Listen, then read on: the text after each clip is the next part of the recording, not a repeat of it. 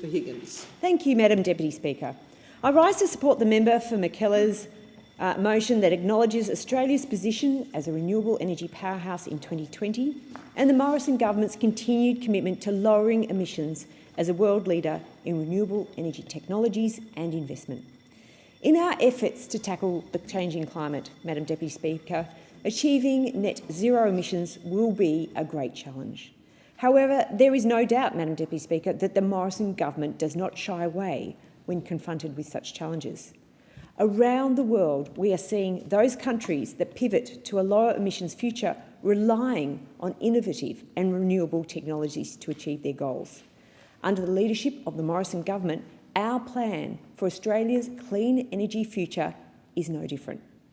In harnessing the power of science, innovation and technology, we have a plan to create a sustainable and clean energy sector that protects our planet for future generations.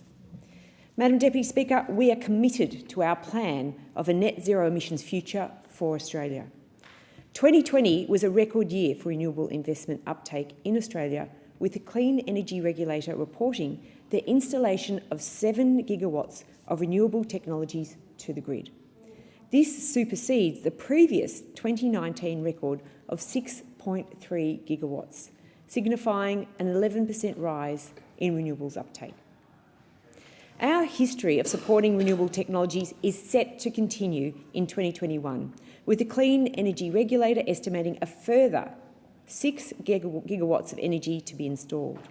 Our commitment to a clean energy future is already seeing Australia ahead of other countries like the United States, France, Japan, Germany and Canada in investment of renewable technologies on a per capita basis. Now, Madam Deputy Speaker, sometimes you would think we were doing nothing, the way that the media might talk about this issue. But there is absolutely no doubt that Australians are putting solar panels on their roofs at record rates, and that is making a real difference. But of course, we need to make sure that our energy grid is secure. We need to transition carefully, and we need to make sure that this transition brings the whole of Australia with it. So this means ensuring that we invest in new technologies as we speak, and I really back in the Minister for Energy and Emission Reduction's 5 stretch targets in the Low Emissions Technology Statement.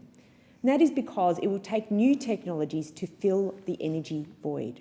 We can't get there overnight, we need to transition there. There is no silver bullet for our energy issues facing the globe at this point in time. It means we need to work on all fronts with regards to ensuring that a diversified renewable energies portfolio is what gets us there. Mr Deputy Speaker, last night the budget committed a further $539.2 million to a new renewable technologies approach across Australia. Of note, this includes $275 million for the further development of 4 additional clean hydrogen hubs in regional Australia and the implementation of a clean hydrogen scheme. This is essential not only as we develop hydrogen as a firming technology for clean and dispatchable energy that ensures future reliability and affordability, but also as we establish hydrogen as our export commodity for our resources industry. This will create Aussie jobs and support our manufacturing sector in our post-pandemic recovery. Now, I note that one of the sites for a green hydrogen plant is in Wodonga, and as someone who grew up in Albury, just across the river, I know this will help with local jobs incredibly.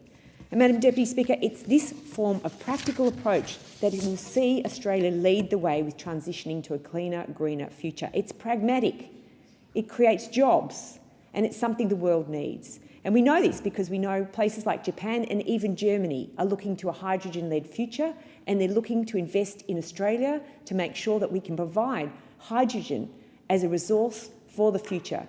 It's about bottling our sunshine and developing it for exports overseas. Most importantly, Mr Deputy Speaker, our plan is already delivering results.